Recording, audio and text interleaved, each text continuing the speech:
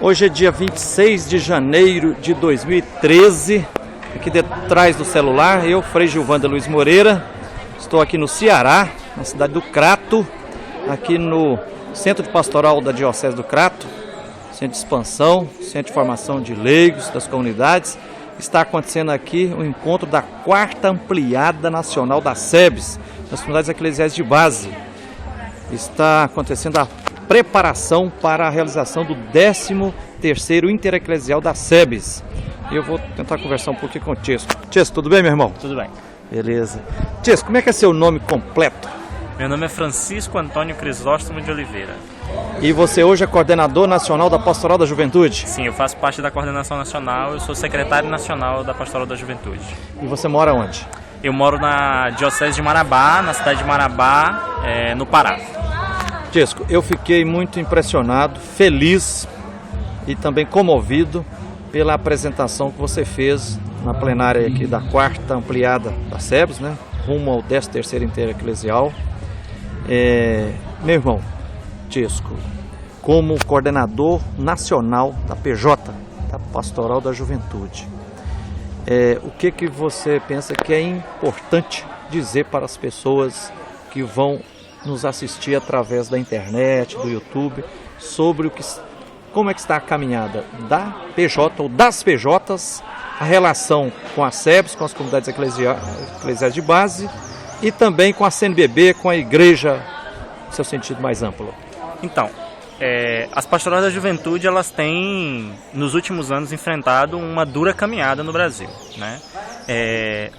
Por conta do que a gente tem visto aí de proposta que a CNBB tem feito por conta da Jornada Mundial da Juventude e todos os seus desenrolares, né? Nós temos várias PJs no país? Sim, no país nós temos 4 pastorais da juventude específicas ligadas à CNBB. É a Pastoral da Juventude, que somos nós, que estamos ali nas comunidades eclesiais de base.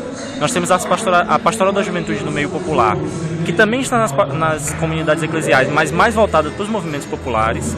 A Pastoral da Juventude Rural, que é ligada aos camponeses, às comunidades camponesas. E a Pastoral da Juventude Estudantil, que é ligada às escolas, tanto particulares quanto públicas, né?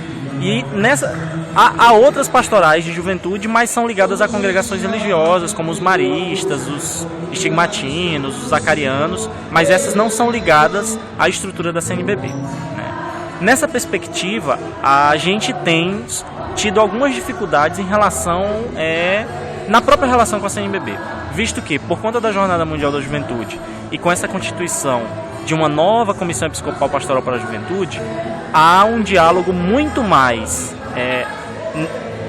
num determinado momento da nossa história, né? Ao longo dos 40 anos de evangelização da juventude no Brasil, mais de 40 anos, a CNBB sempre priorizou as pastorais da juventude como referência na evangelização. Hoje tem se tirado das pastorais da juventude essa referência e colocado outras organizações juvenis, especialmente as novas comunidades. Isso é ruim?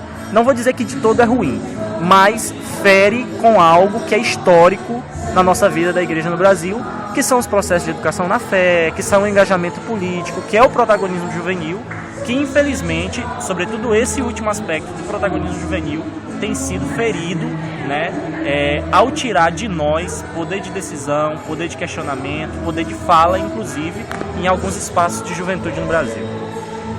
Nessa perspectiva, contrapondo a isso, as SEBs, né, a gente tem tornado cada vez mais próximo das SEBs. Por quê?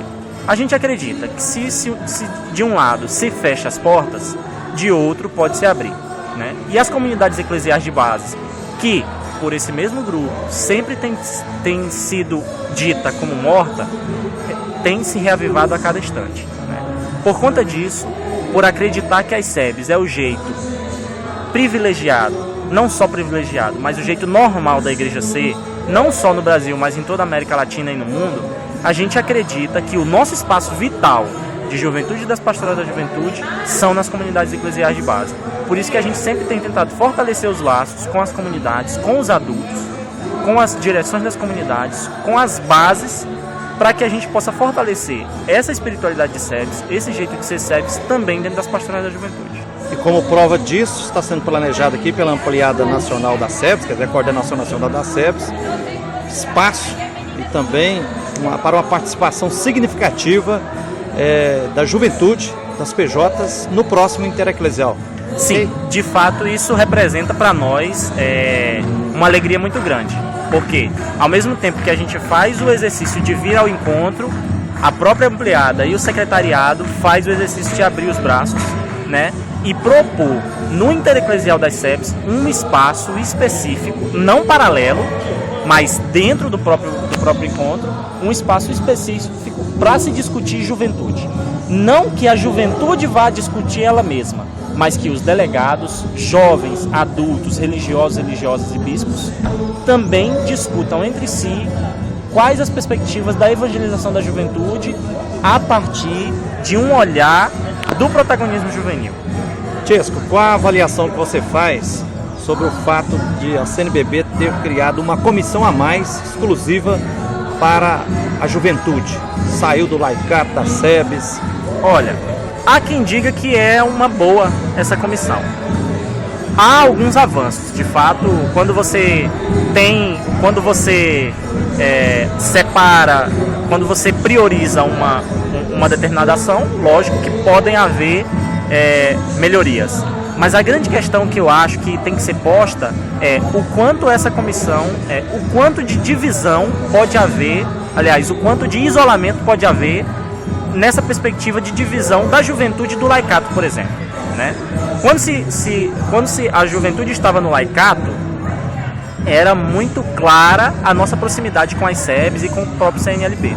Hoje em dia, se a gente não faz um esforço de estar em contato pessoal, muito mais pessoal do que organizacional, isso não existe, né? Então, infelizmente, esse ponto de vista é um ponto que eu acho que ele precisa ser avaliado, inclusive pelos bispos, né? Daqui 2 anos, 1 ano, 2 anos, nas suas assembleias, até que ponto que a divisão dessa comissão episcopal valeu a pena, não só para a evangelização da juventude, mas na perspectiva da evangelização como um todo no Brasil. Eu acho que isso é muito importante. Mais do que dizer que a juventude é a prioridade criando uma comissão episcopal, é efetivar afetivamente essa opção lá na construção, na ação do dia a dia, né? Lá na base, lá na diocese, efetivar de fato essa opção, né? Mais do que criar uma estrutura, é fazer acontecer as ações para que a juventude seja de fato prioridade na ação evangelizadora do Brasil. Chesco, anteontem, quando eu estava chegando aqui em Crato, né, aqui no centro de Pastoral, a 2,5 km aqui, eu vi uma cena que eu nunca tinha visto na minha vida. Era 2h30 da tarde, a apenas 2,5 km daqui, um corpo de um jovem estendido ao lado da rua, na calçada, aquele monte de gente, a polícia, paramos com o carro. O que aconteceu? Não, o jovem foi assassinado aqui. Aí eu pensei, falei, lá em Belo Horizonte a matança acontece após as 21 horas, é à noite. Agora aqui em plena luz do dia, assassinando jovens. Então assim, a gente inclusive tem a campanha contra o extermínio de jovens pelo Brasil, né? Parece que nunca se viste falar tanto sobre a juventude. Sim. No Brasil como agora, mas eu pergunto para você, está mais se falando sobre a juventude ou está também ouvindo a juventude? Olha, infelizmente, a gente nunca, é como você falou, nunca se falou tanto sobre juventude, mas infelizmente nunca se ouviu tão pouco a juventude. A gente sabe que há organizações de juventude, especialmente fora da igreja, que têm se articulado, haja visto aí o Levante Popular da Juventude, que tem crescido de forma belíssima, assustadora para alguns, mas para nós, enquanto jovens, é belo essa articulação do Levante Popular e de tantas outras organizações, a própria Pastoral da Juventude dentro do espaço do Conselho Nacional de Juventude, mas a gente tem visto que pouco tem se dado voz para essas juventudes, ao ponto de que essas juventudes elas só conseguem ser ouvidas de forma subversiva e às vezes tomada como anarquia. Por que o Levante Popular da Juventude tem sido ouvido? Porque ele não espera que deem a vez para falar, ele vai lá e fala, né? E aí, essa realidade que você põe pra gente, que é de violência, e que, infelizmente, também é uma coisa que a gente precisa avaliar enquanto igreja no Brasil, essa maquiagem, né, de que a vida da juventude é uma beleza, haja vista a campanha da fraternidade e o seu cartaz, né, de uma jovem bela, bonita, feliz, que não condiz com a realidade juvenil, no Brasil e no mundo, né? Ontem o padre Benedito Ferraro falava aqui na ampliada que 15% apenas da população mundial juvenil está engajado em algum processo, em algum grupo juvenil. 85% não está em lugar nenhum. Aqui no Brasil não é diferente, né? Há muitos jovens engajados, sim, mas há muito mais jovens sem engajamento nenhum e, por conta disso, vulneráveis, porque quando você não cria uma rede de jovens, um jovem isolado ele é muito mais vulnerável, porque ele não tem tanta força de voz e também não tem quem o defenda, né? Quem defenda a sua vez. E por conta disso há esse número exorbitante de violência, né? de desemprego, sobretudo essas duas questões, violência e desemprego, né? É o que assola a juventude, é o que a juventude mais tem medo hoje de sofrer. É violência, sobretudo morte, e ficar sem emprego, ficar sem vez na sociedade. Ô Tisco, você fez menção ao protagonismo do Levante Popular da Juventude. Eu conheço e acompanho de perto lá em Belo Horizonte, Minas Gerais. E estou observando também, ao acompanhar, além das ocupações rurais em Minas Gerais, estou acompanhando também a luta pela terra, a luta dos sem casa em Belo Horizonte, especificamente acompanhando lá 5 ocupações urbanas, né? Ocupação da Andara, Camilo Torres, Irmandorte, Helena Silva, a ocupação Zila Espósito, Helena Greco, quase 2.000 famílias. E estou observando o seguinte: acompanhando essas ocupações tem um significativo número de jovens que são ou de escolas públicas de segundo grau, secundaristas, né, da União Estudantil Secundarista, e tem também um significativo número de jovens universitários, de vários cursos, de história, de pedagogia, de direito, né, de medicina, das várias, presente lá e somando força, arquitetos e tal, mas não estou percebendo concretamente lá, acompanhando os sem casa nessas lutas, salvo raríssimas exceções, os jovens, dos grupos de jovens, né, muitos deles, às vezes, de uma tendência mais da renovação carismática, não estão nessas lutas, né? Você que está acompanhando a nível nacional a PJ, isso é mais ou menos, você sente isso em vários pontos do país? Ou, em outras palavras, tem hoje uma grande divisão entre grupos de jovens de uma tendência mais conservadora, na linha dessa espiritualidade, na linha da renovação carismática, e outros grupos de jovens que querem manter essa perspectiva de opção pelos pobres, do protagonismo dos jovens? Sim, a divisão muito clara. Eu não vou ser ingênuo de dizer que não e nem ser demagogo de dizer que não. Há uma divisão clara dentro da igreja em relação às visões de mundo, as visões inclusive de igreja, né? E infelizmente a ausência dos jovens, mesmo os jovens mais engajados nas questões políticas e sociais, essa ausência desses jovens se dá exatamente pela visão que a igreja no Brasil tem tido em relação a essas organizações. Infelizmente, e aí eu digo com dor no coração, infelizmente a igreja não consegue avançar na perspectiva de captar o desejo das juventudes que estão fora da igreja e que muitas dessas juventudes participam da igreja, mas não se organizam enquanto igreja, como é, por exemplo, o próprio Levante Popular da Juventude. Muitos jovens nossos da Pastoral da Juventude estão construindo o Levante Popular da Juventude. Por quê?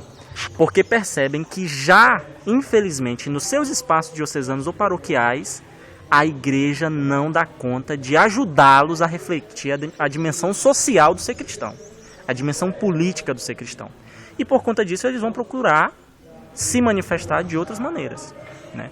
Oxalá a igreja, mesmo com todo esse alvoroço de Jornada Mundial da Juventude, oxalá ela olhe para esses grupos, mesmo os que estão fora da igreja, e perceba que nesses grupos há uma potencialidade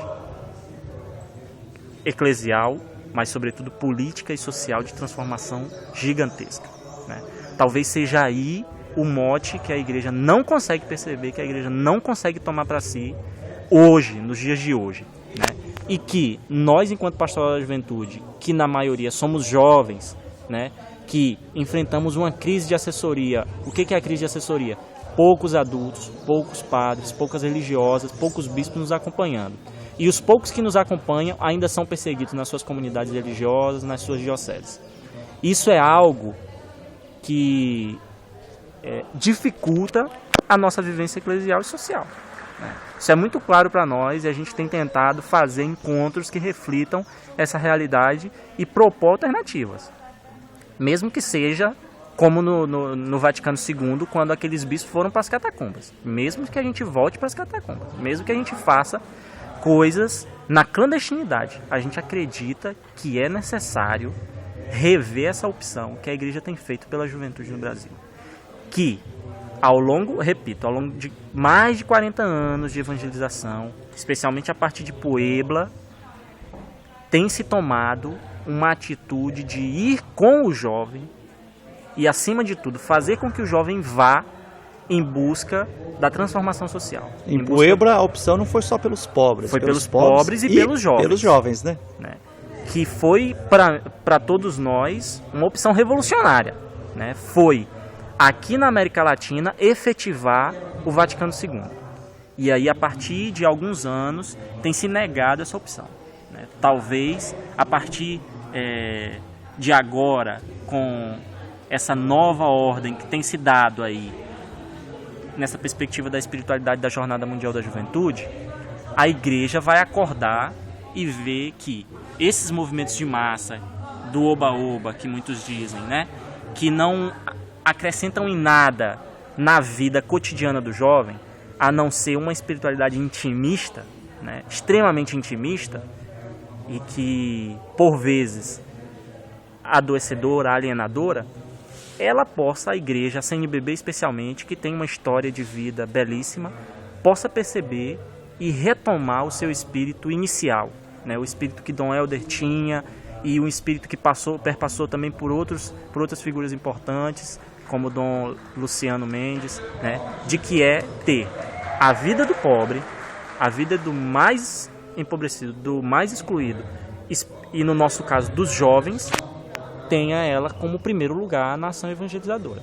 Não para doutrinar, não para tomar para si, mas para que, no espaço onde ele tiver de fé, ele possa ser um humano com dignidade plena, com vida plena, né? com trabalho com dignidade, com educação com dignidade, com moradia com dignidade. Talvez seja esse o grande horizonte que a gente sonhe para a igreja no Brasil. Não só na perspectiva da juventude, mas numa perspectiva mais global da igreja no Brasil. Ok, Chesco, para encerrar nossa conversa aqui, sobre a Jornada Mundial da Juventude. Eu ouvi que parece que a inscrição é um preço elevado. E também que nos principais momentos lá, quem vai poder fazer palestra são os bispos. Você percebe que a forma como está sendo planejada a Jornada Mundial da Juventude tem ambiguidades e contradições nessa proposta? Infelizmente, sim. Infelizmente, há muitas contradições, há muitas coisas que, poderia dizer, obscuras, né, que não tão claras para a gente. Especialmente para nós jovens, lideranças nacionais dessa igreja que tá construindo esse evento, né? De fato, o evento em si, ele vai ser um evento onde a Igreja Romana vem para o Brasil, né? O Papa vem com seus bispos. Lógico que tem bispos de toda a América Latina, de todo o mundo, que também vão falar. Mas é isso. A Jornada Mundial da Juventude vai ser um evento onde a hierarquia fala para os jovens, né? Até agora nós não vimos, né, em nenhum momento da programação um espaço onde o jovem vai falar para o jovem, né? A não ser no dia a dia da jornada, nas ruas, mas um espaço oficial, onde eu, enquanto jovem coordenador da Pastoral da Juventude, secretário nacional da Pastoral da Juventude, ou o coordenador nacional da JUFRA, ou o coordenador nacional dos Salesianos, né, ou de outra pastoral, ou de outro movimento juvenil, vá falar para a juventude, até agora isso a gente não viu. Né? O que a gente viu é que a hierarquia vem e vai falar para a gente. Né? Talvez isso seja algo que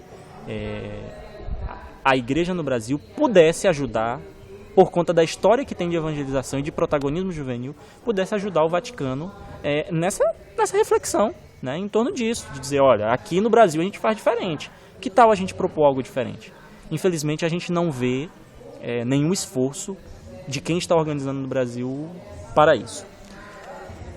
No que diz respeito a essa questão dos recursos financeiros, de fato, a gente tem percebido que a Jornada Mundial da Juventude não é para todo mundo, né? A gente tem um preço altíssimo nas inscrições, inclusive para a América Latina. Um amigo da Nicarágua me perguntava o absurdo que é eles pagarem o valor que está sendo posto. Você né? sabe quanto é que Dentro é o valor? Então, há um plano financeiro, né, que foi divulgado, amplamente divulgado, e os países são categorizados em categorias de que vai de, se eu não me engano, de A a D. São em letras. A América Latina está no A, por conta da proximidade. Ou seja, algo que é feito de gabinete, não é olhado para a realidade social e econômica de cada país. E muitos países da América Latina, como Nicarágua, El Salvador, Panamá, Honduras, Guatemala, estão categorizados na categoria A. Ou seja, a categoria A é a categoria mais alta. Por mais que esteja 1A, 1-2, 1-3, são a categoria mais alta. Então hoje um jovem brasileiro que também está dentro da categoria A, mesmo aquele que está no Amazonas ou aquele que está no Amapá, que também tem dificuldade, que teria talvez tanta dificuldade quanto um jovem que está na América Latina, na América Central ou na África, ele vai pagar um valor equivalente a quase um salário mínimo. De inscrição? De inscrição. Fora passagem e fora outras despesas que ele terá pessoal. Né? Ou seja, um jovem de periferia da Pastoral da Juventude que no seu dia a dia constrói o grupo de jovens e faz a evangelização da juventude acontecer lá no seu grupo de base, mas que é desempregado, que tem um pai que recebe um salário mínimo por mês para sustentar uma família de geralmente 2, 3, 4 filhos, infelizmente esse jovem não vai poder participar da Jornada Mundial da Juventude, que está aqui, na sua porta, no seu quintal ou no seu terreiro. Né? Essa, infelizmente, é a realidade ambígua que está posta também no que diz respeito aos valores econômicos para essa jornada. Né? Por isso a gente acredita que, infelizmente, essa jornada ela tem um público-alvo específico, que são os públicos, que são o público, e no próprio discurso desses jovens, dos movimentos, é dito isso. Né? A Jornada Mundial da Juventude não é para os pastorais da juventude. A Jornada Mundial da Juventude são para os movimentos eclesiais. Né? Esse é um discurso também que nos fere muito, porque nós também fazemos parte da evangelização da juventude no Brasil, mas é um discurso feito por jovens, né, de outras organizações contra nós. Por movimentos eclesiais, se entende quem que entra aí? Geralmente os movimentos pentecostais dentro da Igreja Católica. Renovação carismática, novas comunidades, esses movimentos que são mais ligados à renovação carismática no Brasil. Né? É muito claro o posicionamento deles em relação a nós. Inclusive de difamar, de prejudicar, inclusive com sites e com blogs na internet duríssimos em relação a nós e a nossa forma de fazer pastoral, a nossa teologia, que é claramente ligada à teologia da libertação e sem medo nenhum de dizer em relação a isso. Ok. Chesco, muito obrigado pela entrevista. Obrigado. Parabéns pela coordenação firme, valeu, profética que você está fazendo aí da pastoral. A gente também te parabeniza por toda essa ação que tu tem feito aí lá em Minas, não só em Minas, mas no Brasil inteiro. No Brasil inteiro tem ecoado também essas ações, essas subversividades que tu tem construído, que eu acho também que são importantes porque também nos alimentam. Né? Também nos apresentam uma forma de fazer a igreja que para nós é cara e estamos juntos na luta. Tamo junto aí. Um abração. Valeu, viu? Valeu.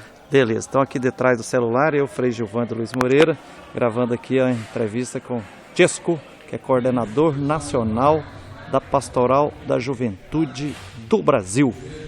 Hoje, dia 26 de janeiro de 2013. Um abraço, Frei Gilvando.